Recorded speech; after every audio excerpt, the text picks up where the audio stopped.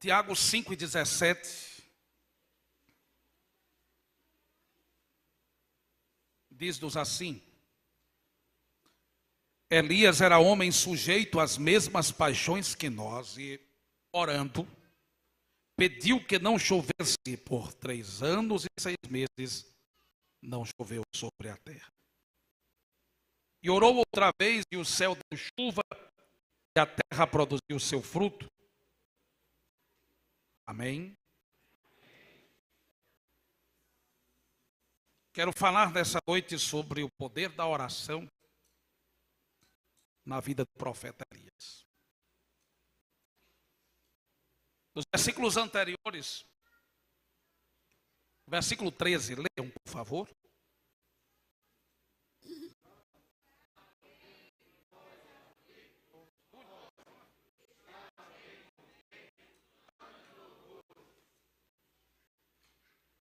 Se está aflito, a palavra manda orar. Se está alegre, cantar louvores. O raciocínio de Tiago está em harmonia com o pensamento de Paulo. Paulo disse que aprendeu a lidar com todas as situações. Ele sabia estar humilhado, e sabia também lidar com a exaltação. Sabia estar faminto, sem nada, mas também sabia lidar com a abundância de recursos. E em Filipenses 4:13 ele disse: posso todas as coisas naquele que me fortalece. Algumas pessoas não sabem lidar nem com uma situação e nem com a outra. Se elas estão em situação de inferioridade, estão passando lutas na área financeira, por exemplo, colocam a responsabilidade em todo mundo. Às vezes esquece até quem lhe ajuda e diz: ninguém me ajuda e eu estou aqui nessa situação. E passa a prova inteira murmurando. Tiago está dizendo: se você está aflito, vá orar. Por outro lado, há pessoas que elas não sabem lidar com o tempo de prosperidade. Porque ao invés de adorar a Deus, permitem que os prazeres e tantas outras coisas ocupem o lugar que antes pertencia ao Senhor. Ao invés de dar honra a Deus, começa a pensar que tudo que tem sido adquirido é por méritos próprios, pessoais. Nós precisamos saber lidar com a aflição, mas também precisamos saber lidar com os tempos de prosperidade, orando e adorando ao Senhor. Versículo 14, ele disse: está alguém entre vós doente? Chame os presbíteros da igreja e orem sobre ele, ungindo com azeite em nome do Senhor. A unção com óleo, preste atenção, na Bíblia,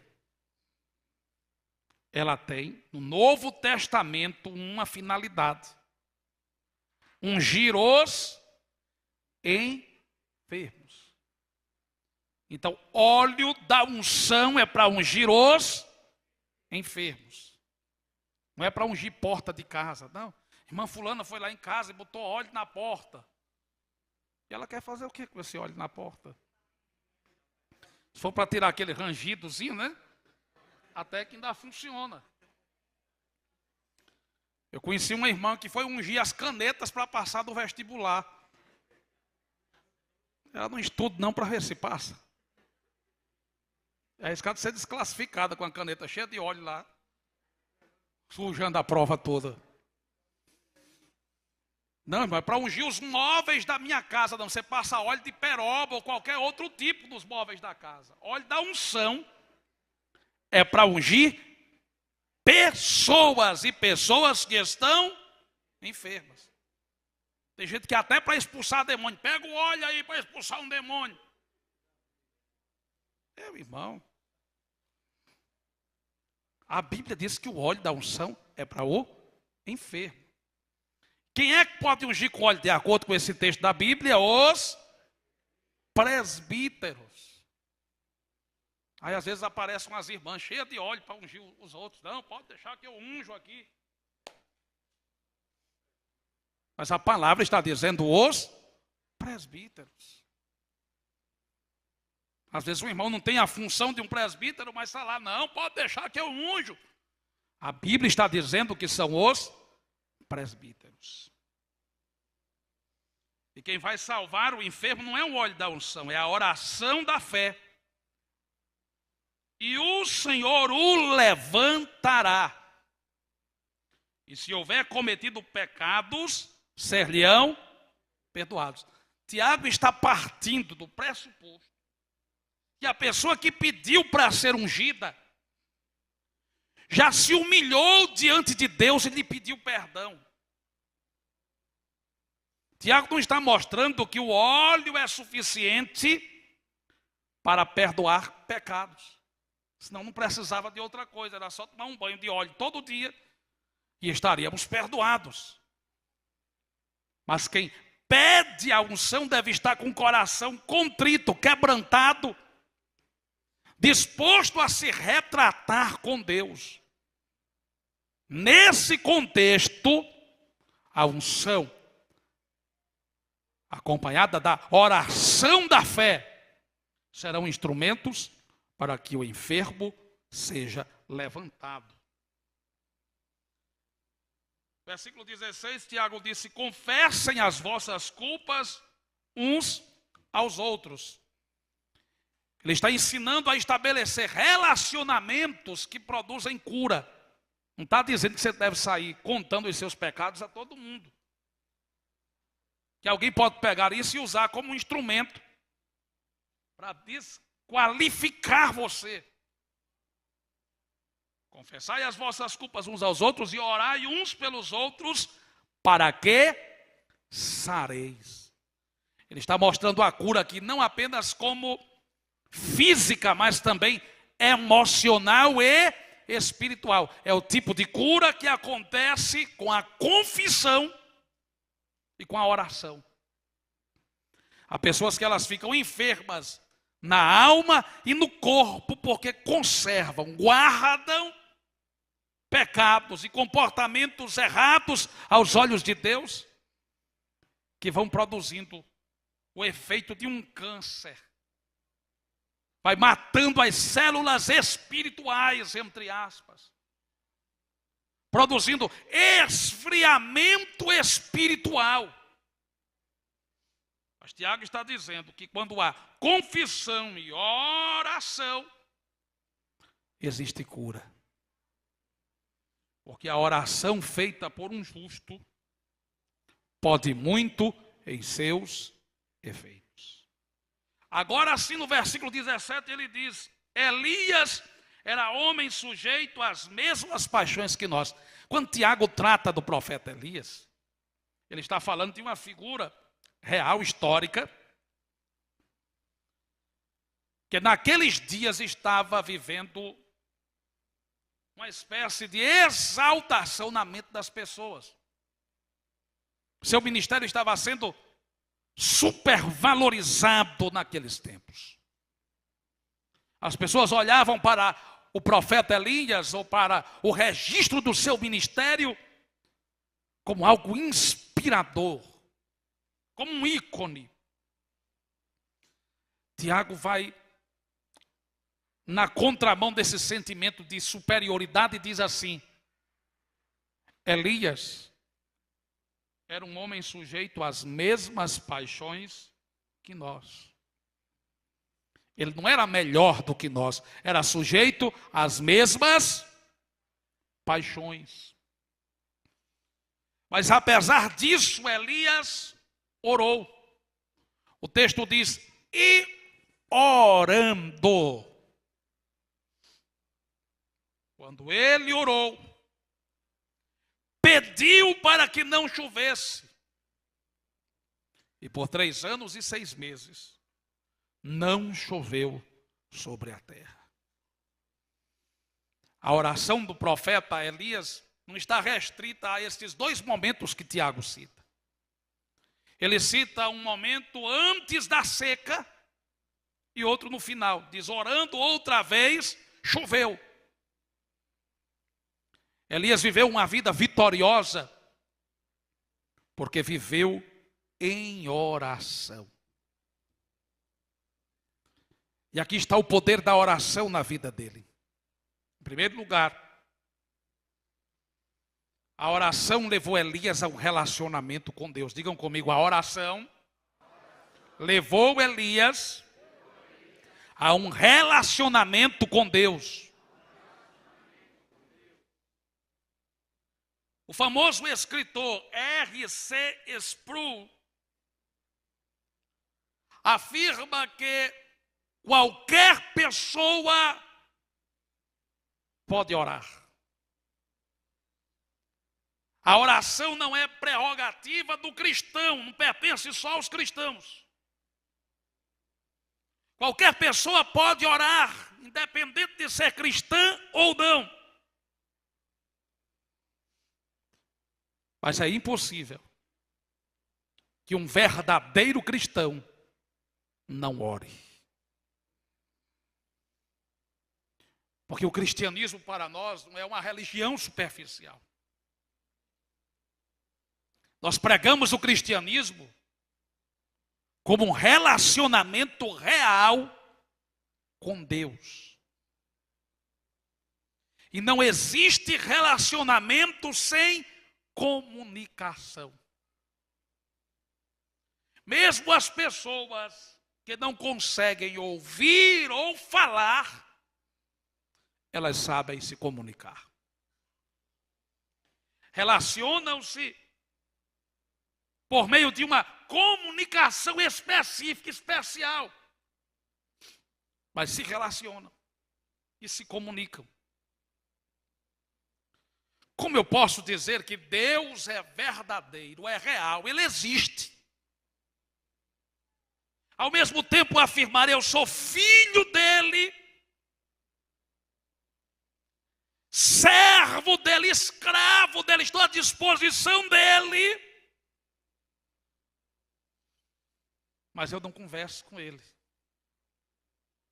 Eu não tenho tempo para falar com Ele.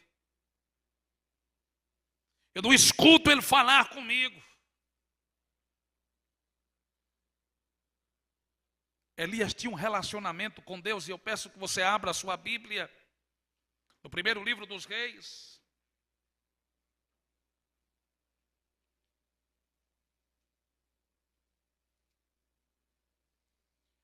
Capítulo 17.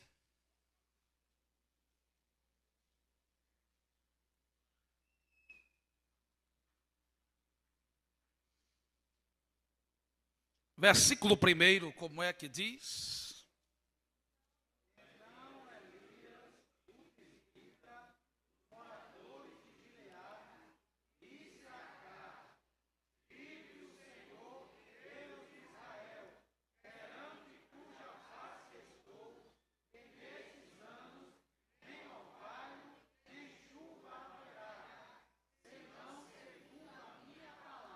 Versículo 2.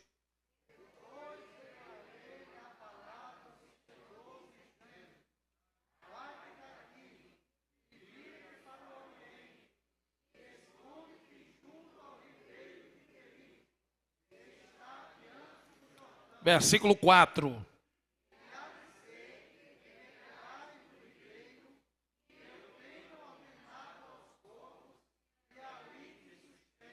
Preste atenção nisso.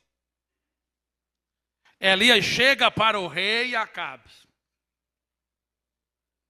Ele é um tisbita dos moradores de Gileade. Mora numa aldeia desconhecida e inexpressiva. Apresenta-se ao rei e ele diz assim: vive o Senhor, Deus de Israel, perante cuja face eu estou. Ele está dizendo assim: eu tenho um relacionamento com o Deus de Israel. Eu vivo diante da face dele. Enquanto Israel está cocheando entre dois pensamentos, se ele é real ou não, se devem obedecer ou não, eu vivo diante da face dele. E eu estou aqui a serviço dele para dizer que nem vai haver orvalho e nem chuva dos céus, senão conforme a minha palavra. Quando ele termina de falar isso, aí Deus fala com ele. E acreditem, não é a primeira vez que Deus fala com ele, porque quando ele vai orar, no capítulo 18, pedindo fogo do desafio com os profetas de Baal e Astarote, ele declara que tudo o que fez foi conforme a palavra do Senhor. Então, para se apresentar a Acabe e dizer o que disse, Deus já tinha falado com ele. E agora Deus fala outra vez com ele. E diz, você vai sair daqui, vai para o Oriente, vai se esconder junto ao ribeiro de Querite, que está diante do Jordão. Você vai beber do ribeiro, e eu tenho ordenado aos corvos que ali te sustentem. Nesse relacionamento com Deus, Elias não vive distante de Deus, ele se aproxima de Deus.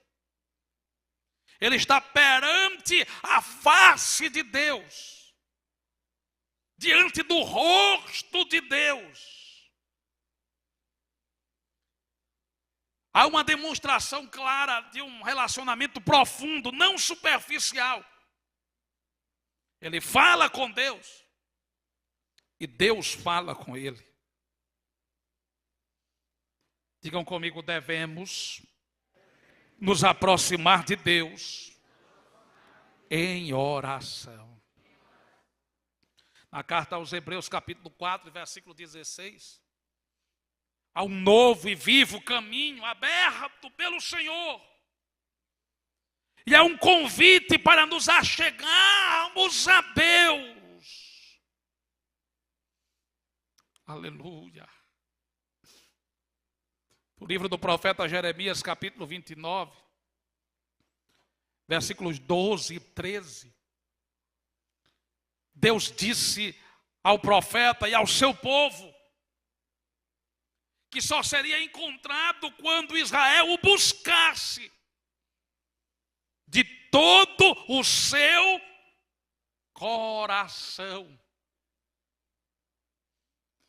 Devemos nos aproximar de Deus, ou nos chegar a Deus, digam comigo, limpando as mãos e purificando o coração.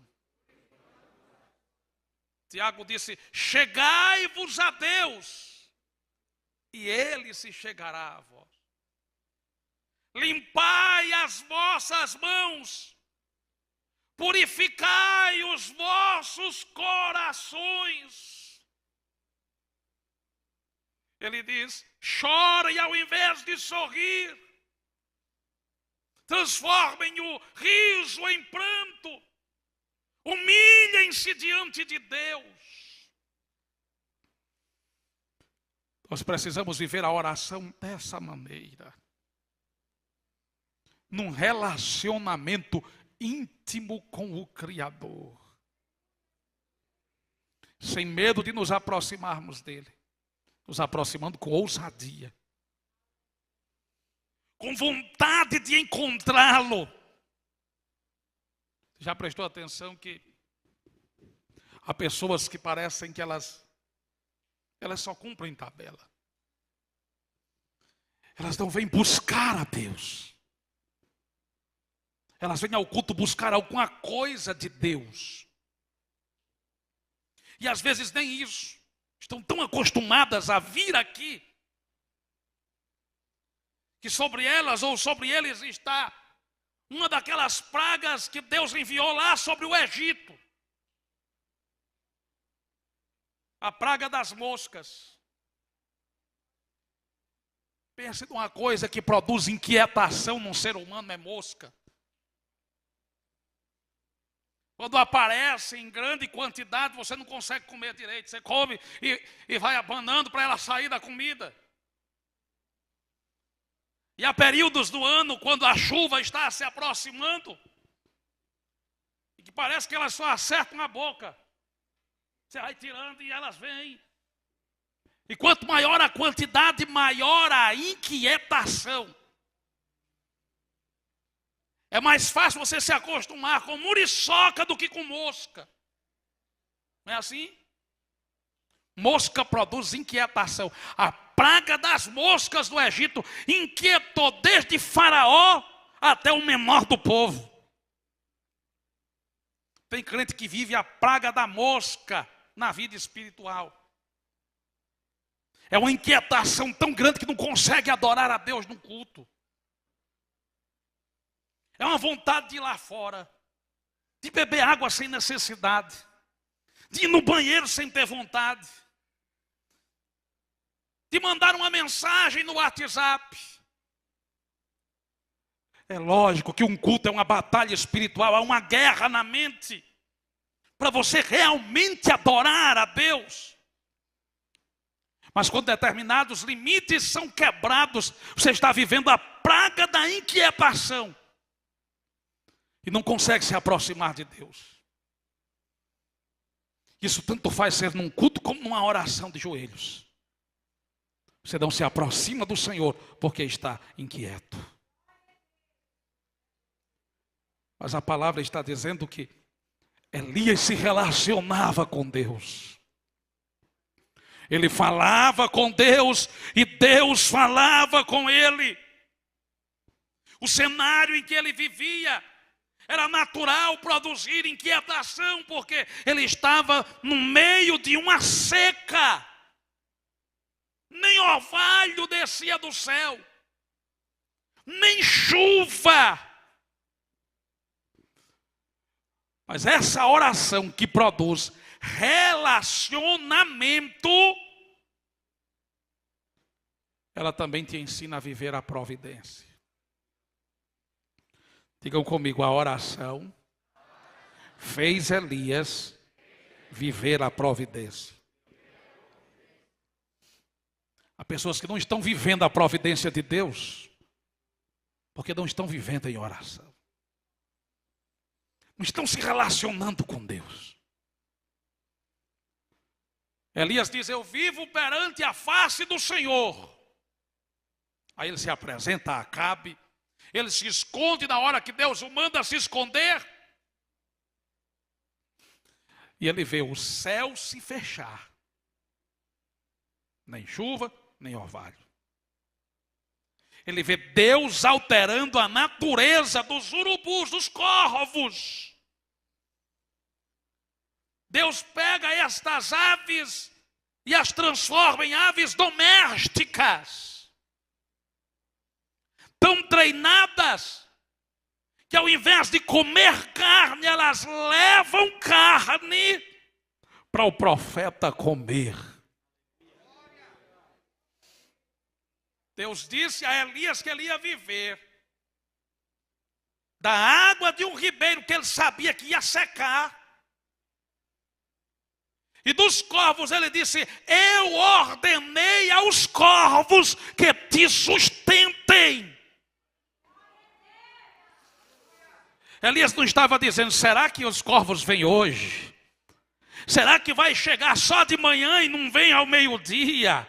Será que eu vou passar o dia sem nada? Eu vivo perante a face do Senhor. Foi Deus quem mandou eu me esconder aqui. Eu vou beber desse ribeiro enquanto tiver água. E eu vou esperar os corvos chegar. Eu acho que Elias estava até tirando um cochilo, quando de repente o bater das asas se aproximava. E ele já pensava, chegou a refeição, chegou o café, chegou o almoço, chegou a janta, chegou a providência.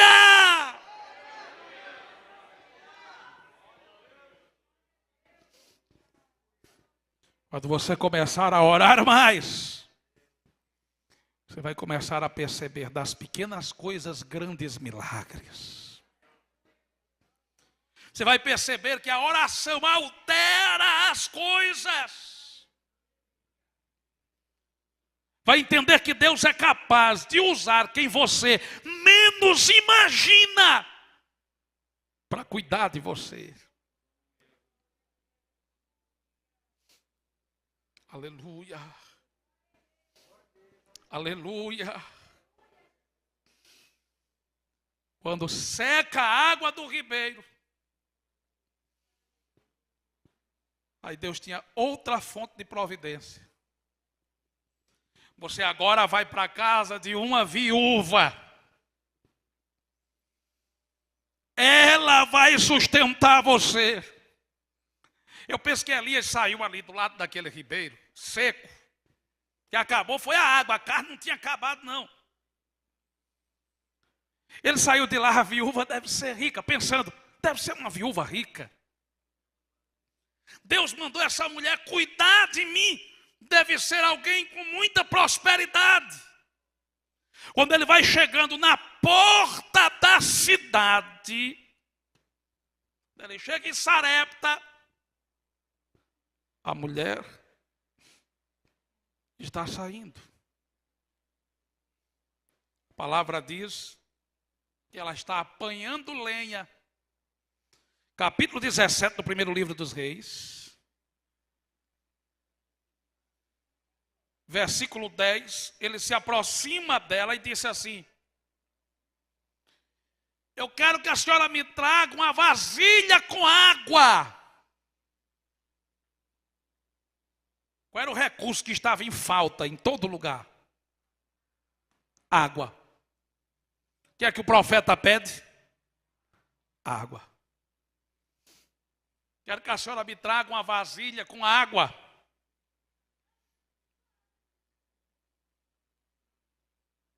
Ela simplesmente se levanta e vai buscar água para ele.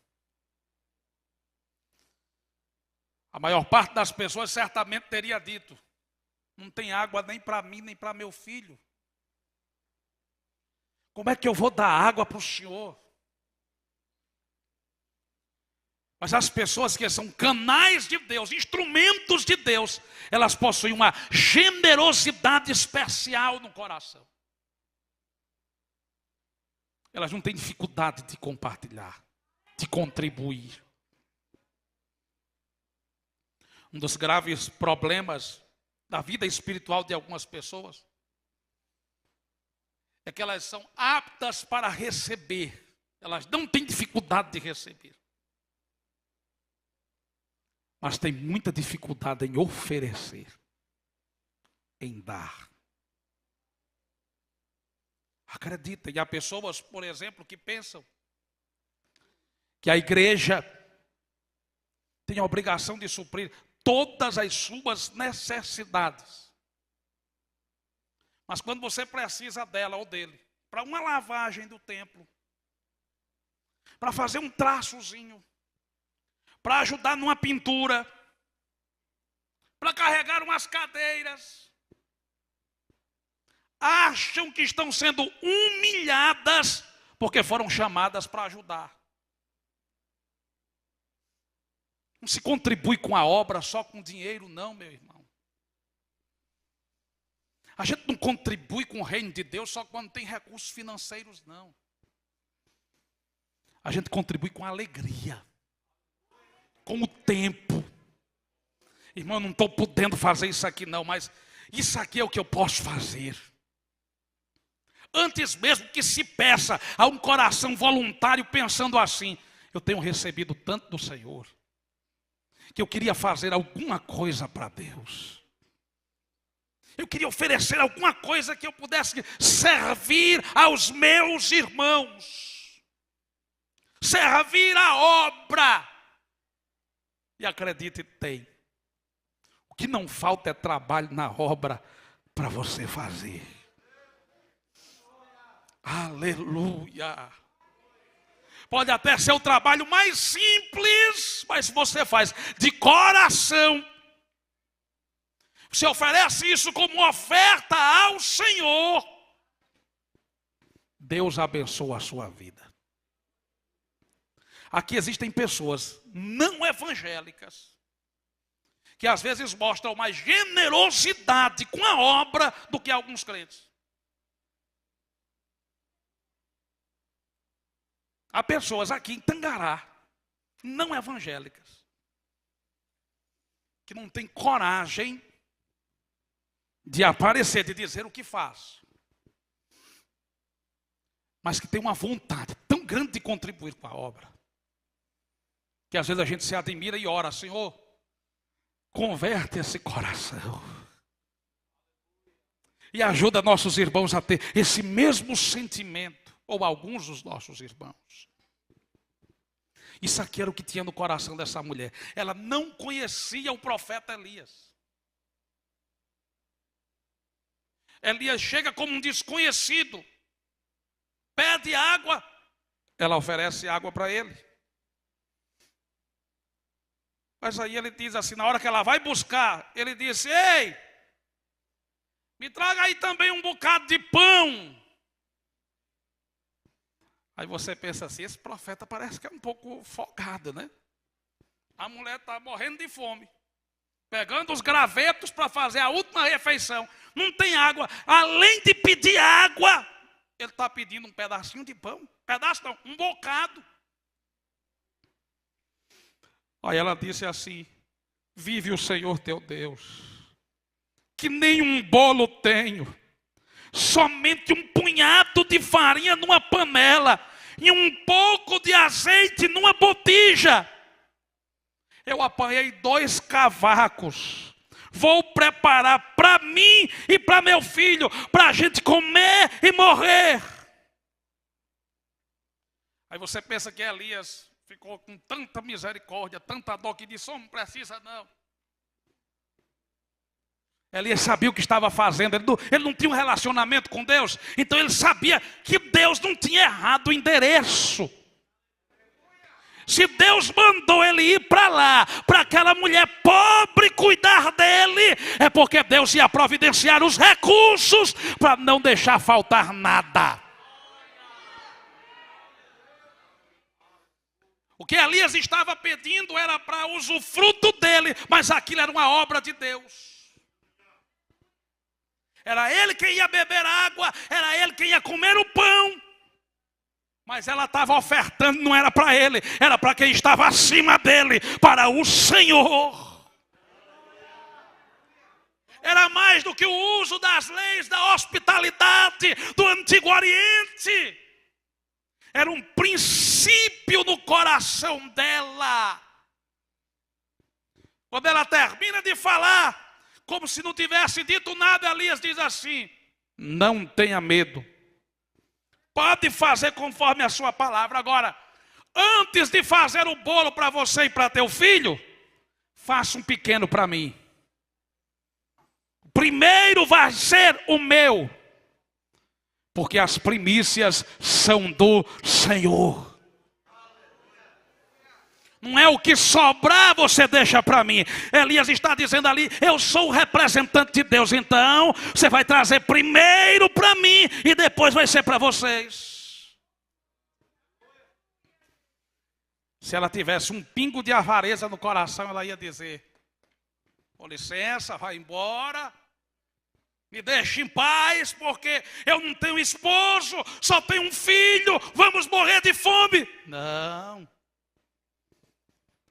A palavra de Deus está na boca de Elias, e Elias diz para ela: assim diz o Senhor, Deus de Israel, a farinha da panela não se acabará, e o azeite da botija não faltará, até ao dia em que o Senhor dê chuva sobre a terra. Aquela mulher creu. Ela fez conforme a palavra de Elias, está aqui no versículo 15. Fez primeiro o bolo pequeno para ele, fez para ela e para o filho, e o que houve ali foi um milagre, uma multiplicação. A farinha não se acabava, o azeite da botija também não se acabava. Tinha azeite, tinha farinha e tinha água para eles viverem.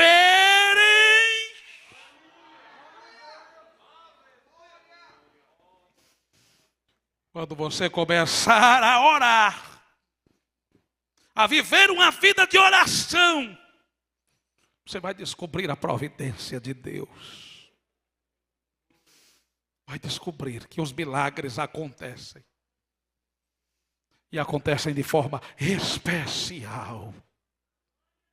Aleluia. Aleluia. Aleluia.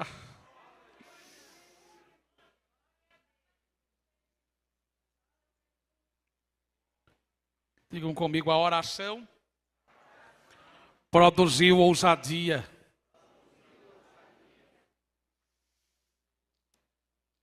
O texto sagrado nos diz que aquela mulher tinha um filho que adoeceu e morreu. Ela recorreu a Elias. E olha o que é que diz, capítulo 17. Versículo 18. Então ela disse a Elias: que tenho eu contigo, homem de Deus? Vieste tu a mim para trazeres à memória a minha iniquidade e matares meu filho?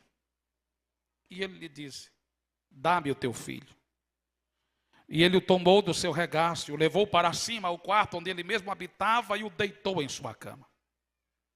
E clamou ao Senhor e disse: ó Senhor meu Deus, também até a esta viúva com quem eu moro afligiste, matando-lhe seu filho. Então se mediu sobre o menino 3 vezes e clamou ao Senhor e disse: ó Senhor meu Deus, rogo-te que torne a alma deste menino a entrar nele.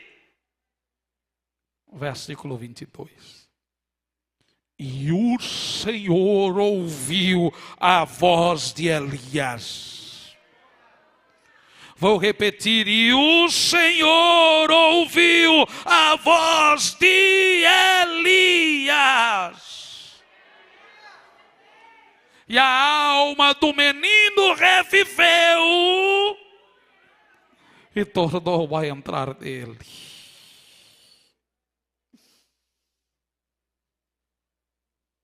A oração produz ousadia na vida espiritual das pessoas. Quanto mais você convive com Deus, quanto mais você tem intimidade com Deus, e você desfruta da providência de Deus em sua vida, isso produz uma ousadia espiritual no seu coração. E essa ousadia aparece em Elias, em várias circunstâncias. A partir de agora,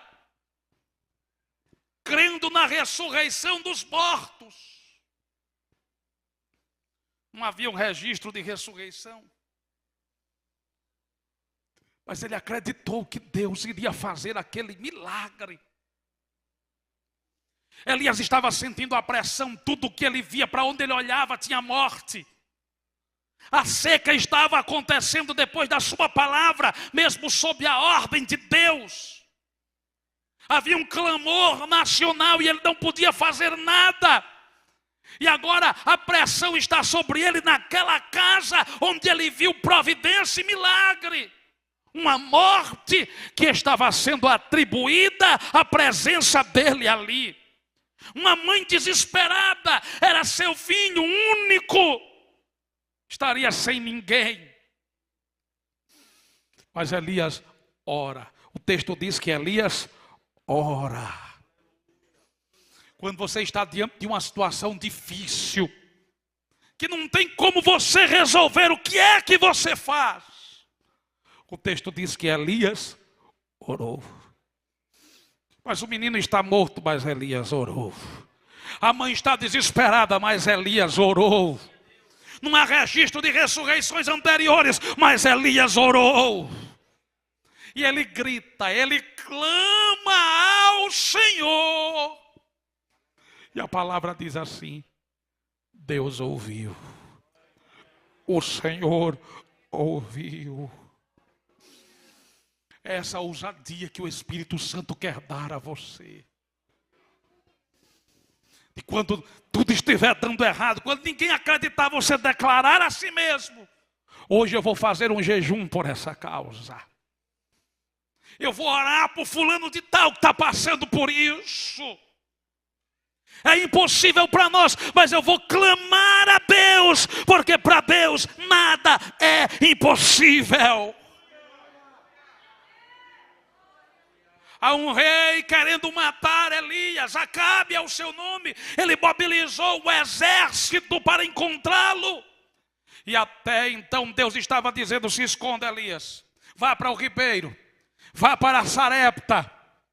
Mas quando Deus diz a Elias: apresenta-te a ele, a Acabe, o homem que vive em oração recebe ousadia dos céus para se apresentar a Acabe. Era um homem contra um exército. Era um camponês profeta contra um rei poderoso. Mas esse homem estava cheio do Espírito Santo de Deus. E ele apresenta-se diante de Obadias e manda dar um recado a Acabe.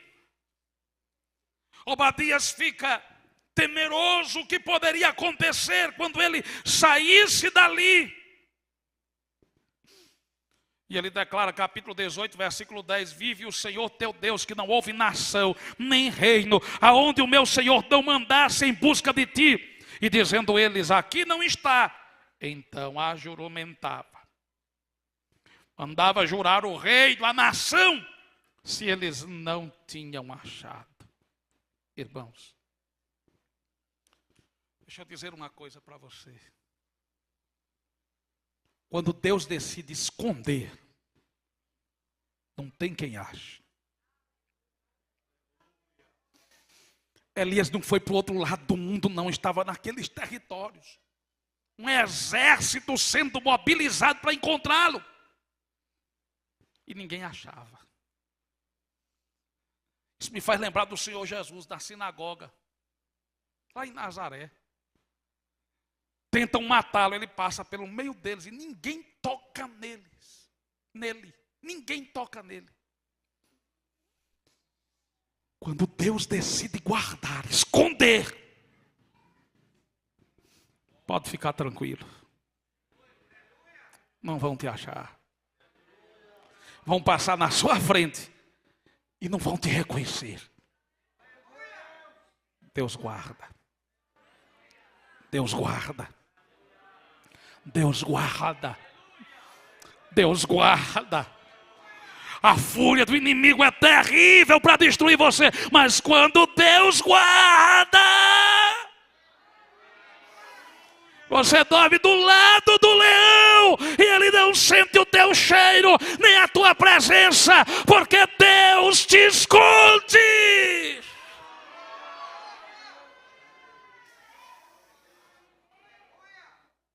Aleluia. Eu me lembro de uma situação em que fui pregar em uma cidade do estado do Piauí. E por 2 dias num congresso de jovens, eu ministrei à noite e quando eu começava a falar, um vizinho se levantava, pegava uma arma carregada e rodeava a igreja várias vezes dizendo que ia atirar em mim. Eu preguei 2 noites naquela igreja sem saber absolutamente de nada. Ele rodeou, foi para um lado, para o outro, ameaçou.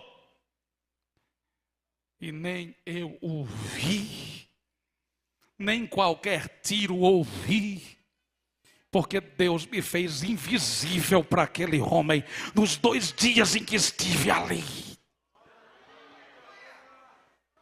Quando o Senhor guarda, Ele se responsabiliza. Aleluia. Levanta assim a tua mão para o céu. Adore ao Senhor nesta hora. Oh, rabarabarai, chovahai. Eviahá, sui, renembiafai, sui, re, chovahai. Oh, eiti, rafa, sui, repai, chov, e a serra, flasse, enderraça. O Senhor tem guardado você até hoje. Tem escondido você.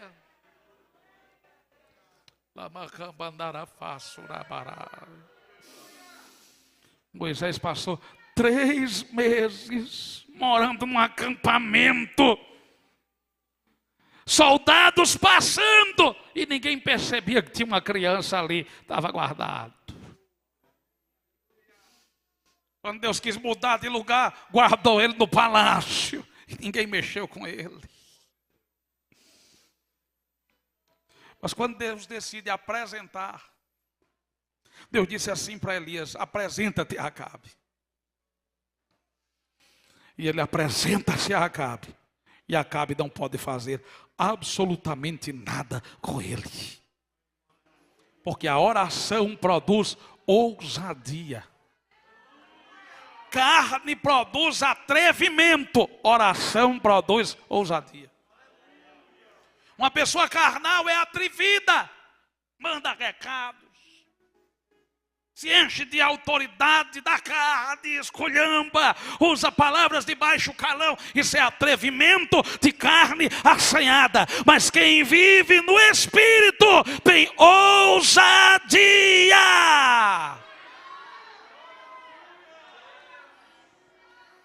Quem ora tem ousadia.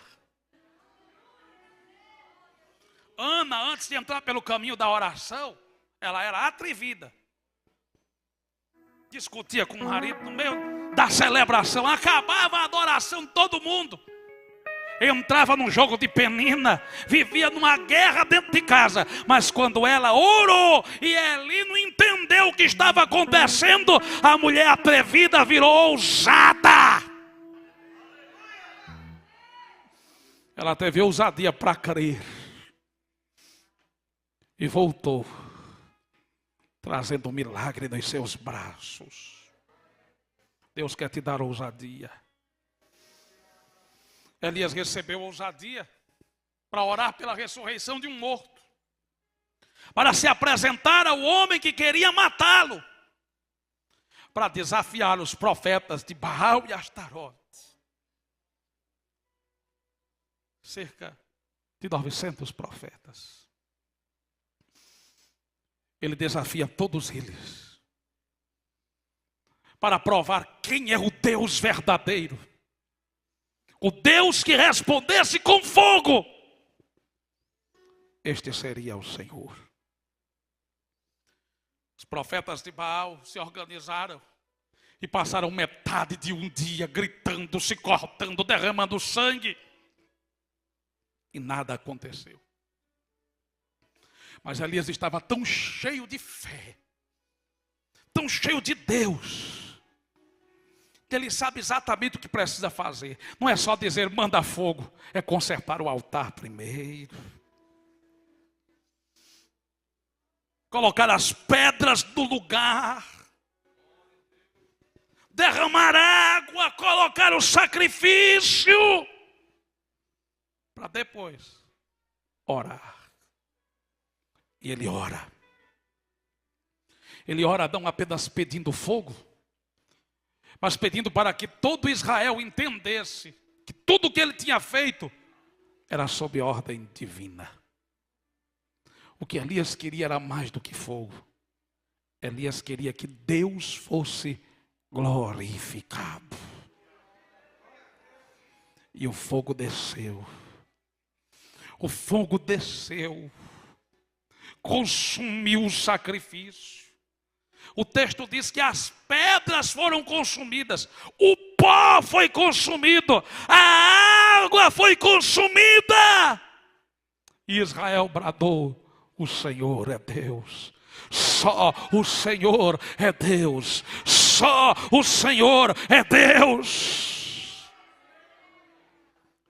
Mas nesse mesmo capítulo 18, a oração produziu ousadia em Elias para ouvir, ver e correr de maneira sobrenatural.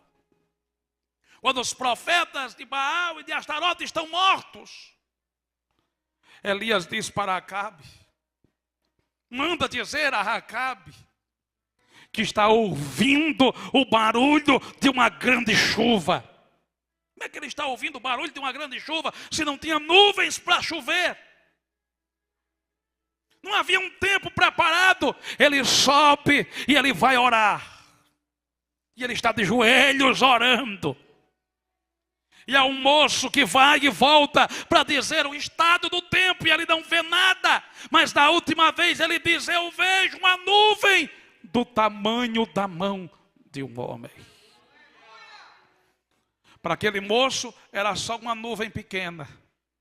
Para o profeta Elias era o sinal de Deus. A chuva vai descer. Pode aparelhar o teu carro, Acabe, correr, porque vem chuva por aí. Imediatamente, aquele homem estava ouvindo o que ninguém ouvia e estava vendo o que ninguém conseguia ver. E quando a chuva começa a cair, Acabe sai disparado na frente do seu carro. Imaginemos uma carruagem. Mas Elias sai correndo literalmente. Ele não era um rapaz, era um homem certamente de uma idade mediana para avançada. Mas ele sai correndo e ele passa do carro de Acabe. O que é isso? A oração te faz ouvir o que ninguém ouve, ver o que ninguém está vendo e te dá a capacidade para correr e tirar o atraso. Ei, Acabe saiu na frente, mas Elias, cheio do Espírito, tirou o atraso. Eu não sei por quanto tempo a tua vida está atrasada, mas se você começar a orar, Deus vai tirar o atraso. Deus vai tirar o atraso, vai te dar forças para correr no ritmo do céu. Acabe correu no ritmo dos seus cavalos, mas Elias correu no ritmo do céu. Ergue mais uma vez a tua mão para o céu. E declare comigo, Senhor, me dá ousadia. Adore ao Senhor. Adore ao Senhor. Aleluia. Aleluia. Tenha ousadia nessa noite para glorificar a Deus. Tenha ousadia nessa noite para experimentar milagres neste lugar. Porque o Senhor quer te levantar em oração. O Senhor quer te levantar em oração.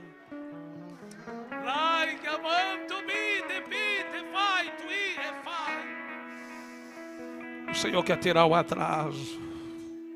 O atraso. Tanto tempo perdido. Ah, se você tivesse começado a orar há mais tempo. Ah, se você tivesse aprendido o caminho da oração há mais tempo. Mas Deus está te dando a oportunidade. Então Ele vai tirar o atraso. Aleluia. Diga comigo, a oração trouxe paz. Filipenses capítulo 4, versículo 6, o apóstolo Paulo disse: não andem inquietos, ansiosos por coisa alguma. Pelo contrário, sejam conhecidas diante de Deus as vossas petições com ações de graças. Paulo está considerando que é possível alguém estar ansioso por vários motivos. Mas ele está dizendo que quando você começa a orar, Deus de forma sobrenatural trata a sua ansiedade. E Ele te dá paz. Ele te dá paz. Abra sua Bíblia desta passagem, Filipenses capítulo 4.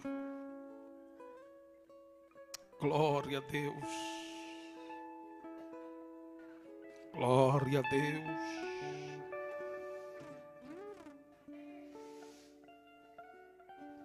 Capítulo 4, versículos 6, 7 e 8. Confira esta passagem bíblica, por favor.